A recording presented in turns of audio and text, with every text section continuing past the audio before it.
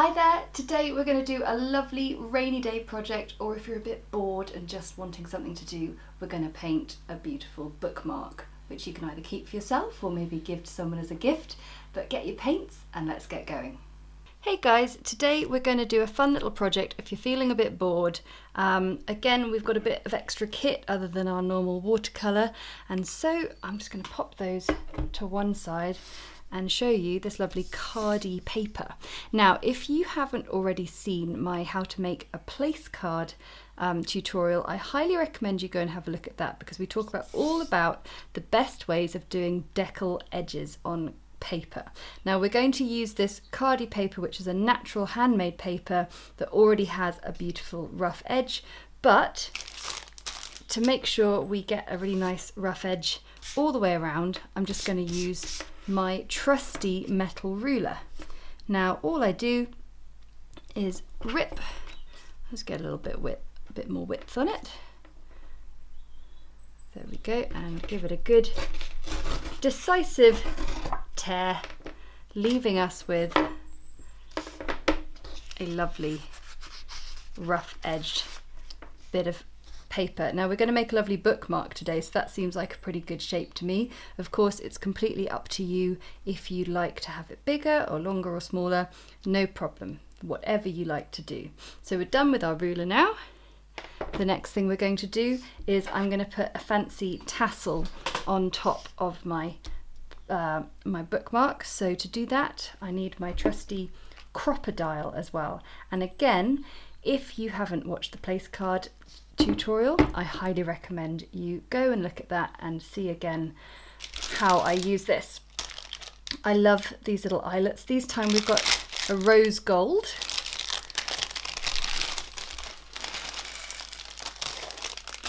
I just need one, but it's kind of fun to show you. You get them in packs of 100 normally, so you'll have plenty to do bookmarks for all your friends and family with. So I am going to use this crocodile, and I'm going to just make the setting a little bit shorter so the hole is a little less far away from the edge, and I'm just going to punch it in there.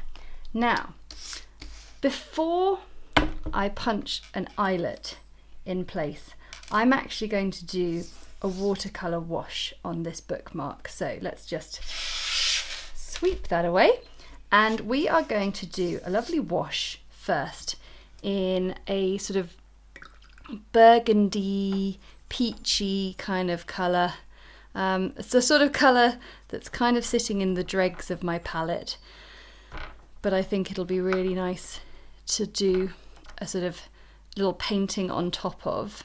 So I have Alizarin Crimson mixed with a bit of Cadmium Orange, and there was a little bit of ochre in there as well. It's a funny old colour, but let's see how we go. So the cardy paper is not officially watercolour paper. However, it handles the washes really well. And the reason I didn't want to put the eyelet in too early is because I wanted to do a wash that came all the way up to the edge. Now there's not a lot of pigment going on in this wash because we're going to do an illustration over the top. So just make sure your wash is nice and translucent,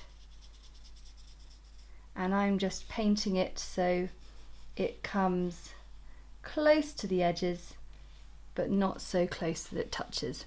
Okay, we just need to let that dry. Our bookmark is lovely and dry now, so it's time to add in the eyelet. I've got this lovely rose gold one, and I just need my crocodile because we've used the useful hole punch on the side, and now we're going to use the eyelet puncher, which is a fantastic tool. So I'm going to stick it in there. I was going to say it's best just to follow the manufacturer's instructions of your very own hole punch. I'll put a link in the episode notes for where the crocodile, my choice of puncher, comes from, so you can get your hands on one of those. And this is going to be our tassel that's going to sit in the top there.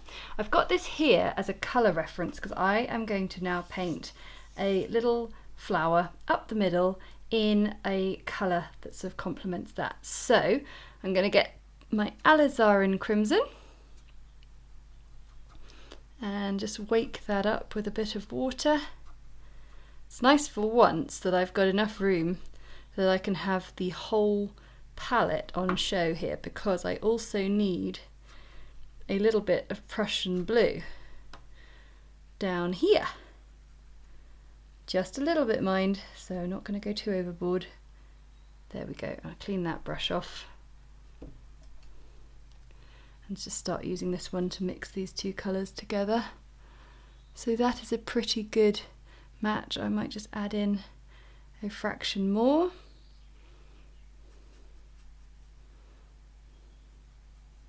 Okay, that makes a beautiful dark colour. Now I think for this I'm going to paint, in fact I might just move that over so my hand's got a little bit more room. Now we've mixed up the colour, there we go.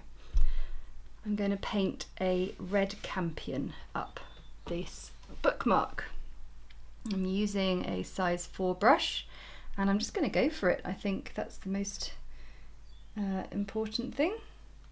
But how lovely is that lovely concentrated colour up the stem on this bookmark, because it is a lovely contrast to the wash.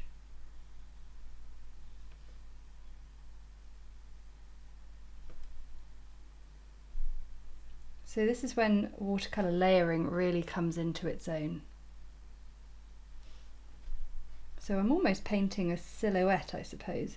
Now, a red campion is a flower that I've painted in my Simple Summer Wildflower watercolour tutorial. So I highly recommend that you go and have a watch of that video, and you'll be able to have a go at this lovely flower. This is such a nice simple project to do, especially if you're really bored. It's bookmark then leads to maybe the possibility of reading, which is never a bad thing. Although I will say I was quite a reluctant reader for a long time, and I know that quite a few people have found it hard to focus their minds during this time of COVID. So the painting process itself, I hope, is the mindful activity, and then the bookmark is the intention of hope that you might then go and do some reading. So instead of doing a pencil line here, I'm just giving myself the centre of the flower done with those little red dots.